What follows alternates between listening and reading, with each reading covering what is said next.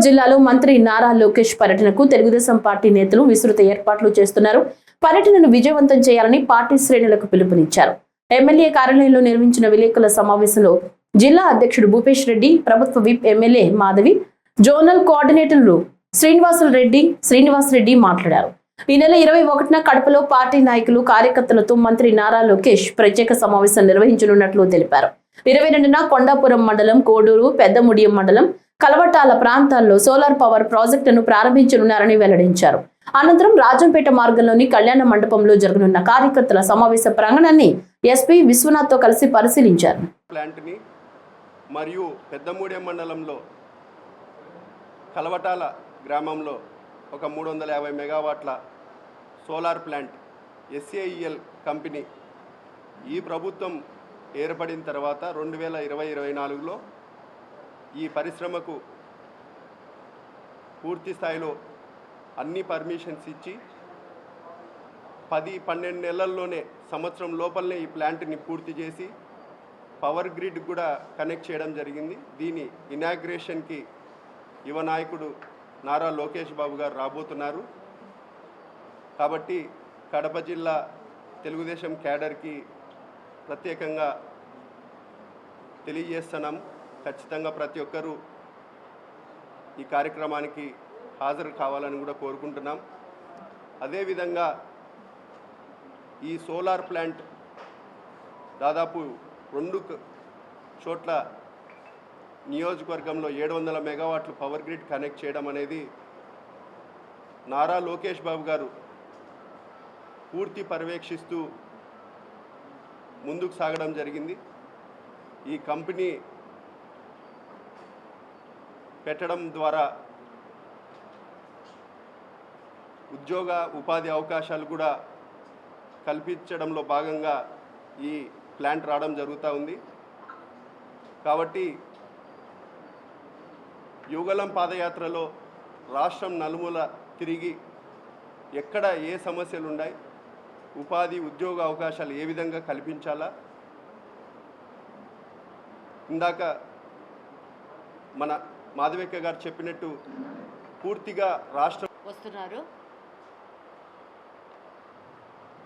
నారా లోకేష్ గారు రాక మన నియోజకవర్గంలోని నాయకులతో పాటు అలాగనే కడప పార్లమెంట్లోని యువతకు భరోసా ఇస్తూ ఉత్సాహాన్ని ధైర్యాన్ని నింపుతూ ముందుకెళ్తారని సంపూర్ణంగా విశ్వసిస్తున్నాను.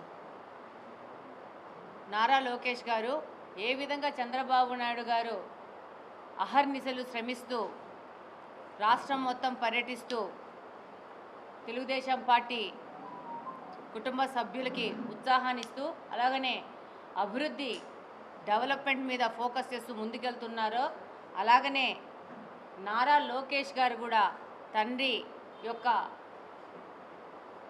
స్వభావాన్ని పూర్తిగా పుణికిపుచ్చుకొని ఆ విధంగానే 2024 ఎలక్షన్ అయినప్పటి నుంచి ప్రతి ఒక్క నియోజకవర్గాన్ని సమాన ప్రాతిపదికన ఇస్తూ పర్యటిస్తూ అక్కడున్న అవసరాలు, ఆ నియోజకవర్గంలోని ప్రజల ఆకాంక్షలు తీరుస్తూ అలాగనే పార్టీని పటిష్టం చేస్తూ పార్టీలోని యువతకు భరోసా ఇస్తూ ముందుకెళ్తా ఉన్నారు.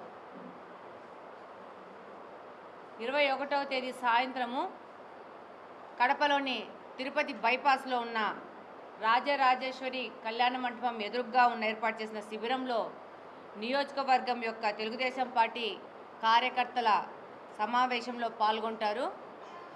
అలాగనే కార్యకర్తల అభివృద్ధికి సంబంధించిన దిశానిర్దేశాలు చేస్తారని సందర్భంగా తెలియజేసుకుంటున్నాను. అలాగనే నారా లోకేష్ గారు ఏ ప్రాంతానికి వెళ్ళినా కూడా ఆ ప్రాంతంలో ఉన్న అవకాశాలను, సామర్థ్యాలను దృష్టిలో ఉంచుకొని అనేక రకాల పరిశ్రమలు తీసుకొని వస్తూ ఉంటారు. కూటమి ప్రభుత్వం ఏర్పడిన వెంటనే మన కొప్పర్తిలో MSME పార్క్ ఏర్పాటు చేసి నారా చంద్రబాబు నాయుడు గారి బ్రాండ్ ఇమేజ్ను నారా లోకేష్ గారి కృషితో ముందుకెళ్తా ఉంది.